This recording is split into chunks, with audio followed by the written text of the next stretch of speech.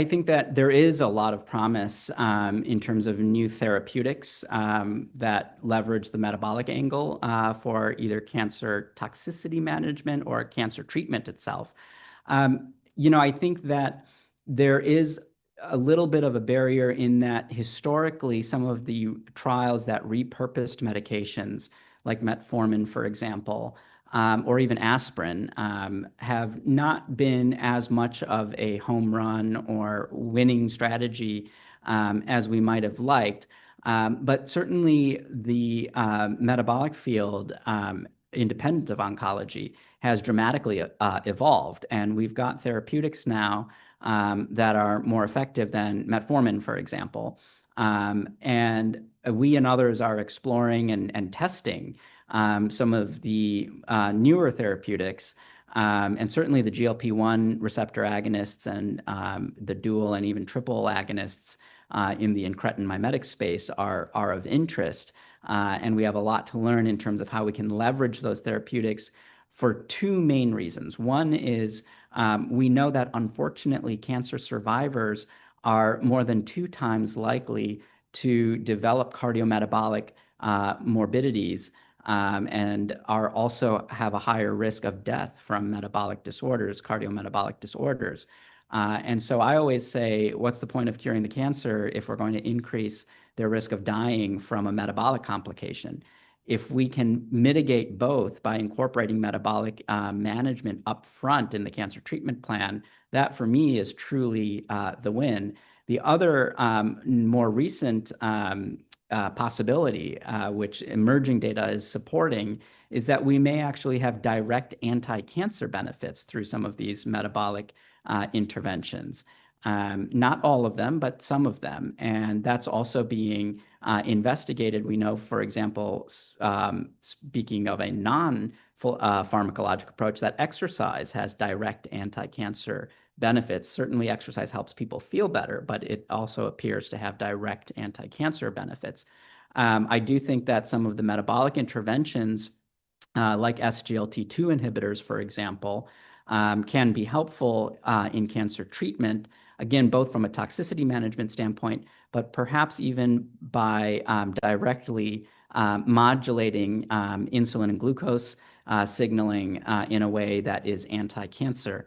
And then lastly, I'll say that there are emerging novel therapeutics, molecular therapeutics, that target pathways which play a role both in metabolic health and in oncology. So one that I'll mention as an example are METAP2 inhibitors. These are a class of drugs that were originally developed to treat obesity, and they improve a number of different metabolic parameters, adipokines, insulin signaling, and inflammatory markers as well.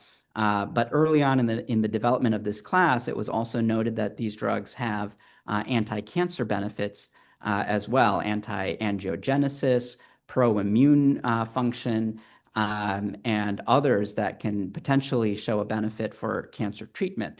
So we're now testing second-generation METAP2 inhibitors for this reason.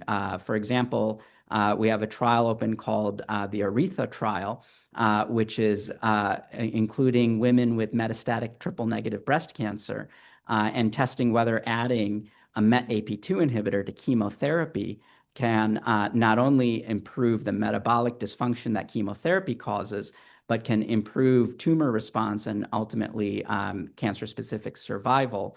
The Amelia trial is another trial that's testing a METAP2 inhibitor, evixomostat, in combination with hormone therapy and PI3 kinase or AKT inhibition for women with hormone receptor positive metastatic breast cancer. And this approach also is being tested in the preclinical setting in prostate cancer, since that's another space where hormone therapy is being used. So really exciting things on the horizon with regard to novel therapeutics in the Metabo-Oncology space.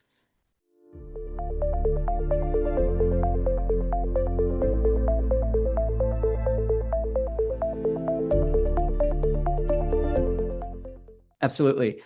So survivorship care is such an important part of our cancer treatment planning. And in fact, NIH, NCI, NCCN, and several other professional guideline bodies define survivorship as starting at the time of cancer diagnosis.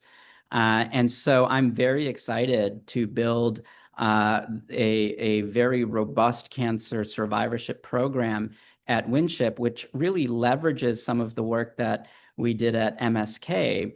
At MSK, I was the founding director of the MSK Healthy Living program.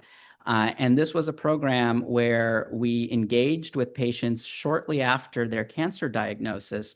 And what we did there was really provided individualized wellness care plans where we advised on how we can modify a patient's lifestyle really during their cancer treatment. And that involved a multidisciplinary team, including a survivorship-trained clinician, a nurse practitioner with oncology training and wellness training as well, who ultimately then in the long term would become the patient's survivorship provider. And what that did was it allowed for lifestyle optimization close to the time of cancer diagnosis, and then to continue with that sort of paradigm through the continuum of survivorship. But it also integrates the survivorship team into the cancer care team right away so that it doesn't feel as jarring for a patient or even for their oncologist, frankly, to transfer a patient to survivorship after their acute cancer care is over.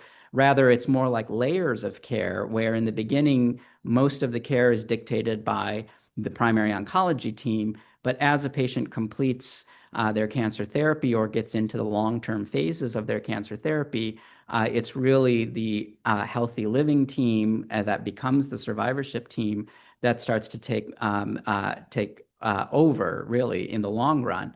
And I think this helps in terms of making things feel less siloed and a smoother transition. So ultimately, our goal really is to build in survivorship multidisciplinary lifestyle care really early on in the cancer journey. The key component there is to individualize it. And the way you do that is by risk stratification. So we're building in automated risk stratification. And by that, I mean metabolic and lifestyle risk stratification, so that we can then match the appropriate intervention, whether it's an exercise prescription or sleep training, for example, nutrition interventions. And finally, we understand that these needs change over time. So this is not a one-time, here's your plan, but rather an iterative process where we continue to follow the patient and provide lifestyle and metabolic interventions as needed, ultimately to enhance their long-term survivorship.